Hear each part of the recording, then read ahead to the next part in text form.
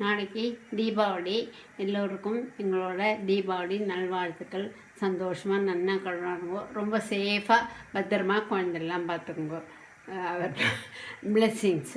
அப்புறம் இன்றைக்கி வந்து ஈஸியாக ஒரு சம்பா கோதுமை ரவை அல்வா பண்ண போகிறேன். அது மிச்சதெல்லாம் மாதிரிலாம் ரொம்ப நெய்யெல்லாம் தேவையில்லை. அதனால் ஈஸியாக இருக்கும்னு நினைக்கிறேன். நீங்களும் ட்ரை பண்ணி பாருங்கள். சம்பா கோதுமை ரவை அல்வா பண்ணி பாருங்கள், ஈஸியாக இருக்கும். இதுக்கு வேணுங்கிற பொருளுங்க சம்பா கோதுமை 1 கப் எடுத்துட்டுருக்கேன். அதுதான் நல்லா ட்ரையாகவே நெய்யெல்லாம் விட வேண்டாம், செவக்காய் வறுத்து வச்சுருக்கேன். சம்பா கோதுமை ரவை. அப்புறம் பால் 1 கப்பு. அந்த கோதுமைக்கு உண்டான அதே 1 கப்பு ரவை, 1 கப்பு பால். இந்த பாலை வந்து இதை கொதிக்க வச்சு ஏலக்காய் போட்டு வச்சுருக்கேன் இது பண்ணுறதுக்காக. அதுக்கப்புறம் வெல்லத்தை ஒரு 1.5 கப்பு வெல்லம், 1 கப்பு பால், 1 கப்பு ரவை, 1.5 கப்பு வெல்லம். சும்மா பாகட்டும் கொதிக்க வச்சுருக்கேன். கொதிச்சுன்னு இருக்கு. இது பெரிய பாகெல்லாம் வர வேணும்லாம் ஒன்றுமே இல்லை. இது அல்வாக்குனா பெரிய பாகு அரைச்சி வடிகட்டி அதெல்லாம் பண்ணோம். அதெல்லாம் ஒன்றுமே இல்லாமல் சிம்பிள்.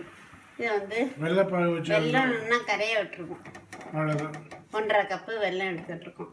இதுக்கு முந்திரி போடணும். நான் முந்திரி வறுத்து வச்சுருக்கேன் முன்னாடியே. அதுக்கப்புறம் ஏலக்காய் வந்து அதிலே போட்டேன்.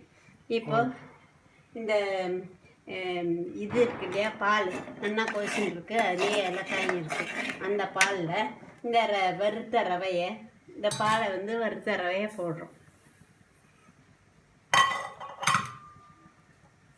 இது லைட். இந்த வறுத்த ரவையை போட்டு அது வேகிற வரைக்கும் கலர்றோம் இந்த பாலில். இந்த வறுத்த ரவை வேகணும் அந்த பாலில். ஆமாம், பால் போடலைன்னா இன்னும் கொஞ்சம் விட்டுருக்கும். சில ரவை கெட்டியாக இருக்கும், அதனால் அது போடலைன்னா இன்னும் கொஞ்சம் கூட விட்டுக்கலாம். காய்ச்சின பால் தான் அது. இது வேகணும், ஏன்னா குறைன்னு இருக்கும் இல்லையா. வெந்திருக்குன்னு எப்படி கண்டுபிடிப்பேன்? எனக்கே தெரியும், தொட்டு பார்த்தா. அதுக்கெல்லாம் ஒன்றும் இதெல்லாம் கிடையாது. பாலில் வேக விடுங்க.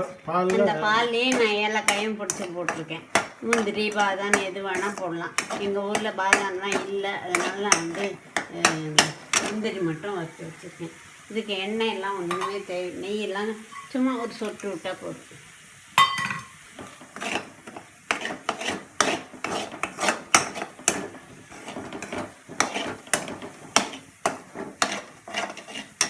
பால் போடலைன்னா பாலுங்கிறது டிபெண்ட்ஸ். இந்த ரவையை பொறுத்து குறைக்கலான் இருந்ததுன்னா இன்னும் பால் சேர்த்துக்கணும். அதுக்கப்புறம் இதில்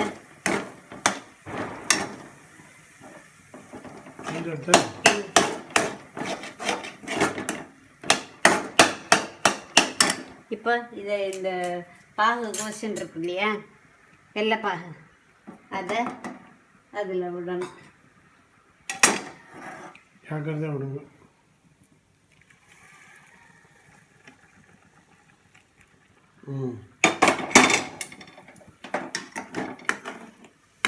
இது கெட்டியாக இருக்க கலர் கிண்டணும்.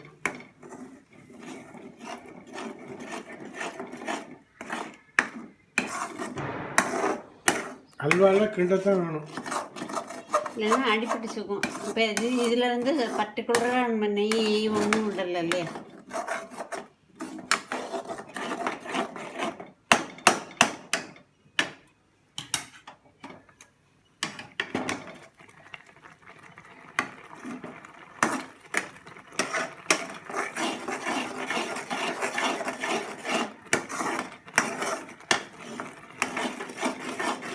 கெட்டியாகிற வரைக்கும் கலரணும். சீக்கிரம் கெட்டியாகிடும். வறுத்தி வச்ச முந்திரி பருப்பை போட்டேன். ஏலக்காய் நான் முன்னாடியே போட்டேன். திராட்சையும் போடலாமா? எது வேணால் போடலாம்.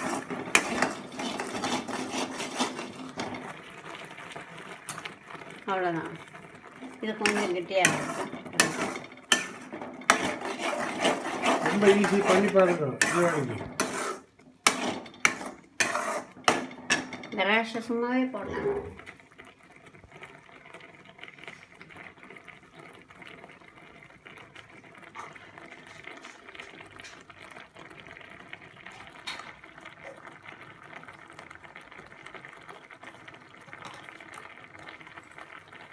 திராட்சை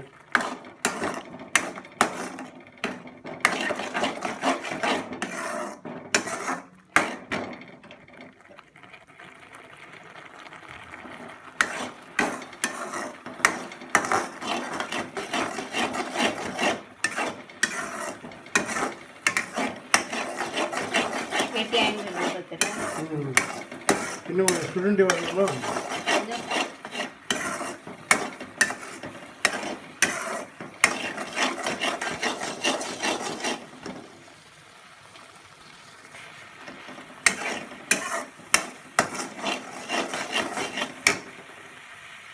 கொஞ்சோண்டு நெய். கொஞ்சம் நெய் விட்டுருங்க. வாசனை கெட்டியாக பார்த்துக்கலாம். ஒரு நிமிஷம்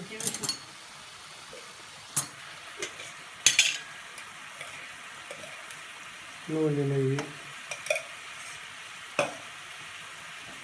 நெய் விட்டால் நல்லா இருக்கும். வாசனை நிறைய விடலையே, ஒரே ஒரு ஸ்பூன், அரை ஸ்பூன் தான், ஒரு ஸ்பூன் போட்டுக்கலாம். கெட்டியாக எடுத்துட்டே போட்டாங்க அவ்வளோதான். அல்வா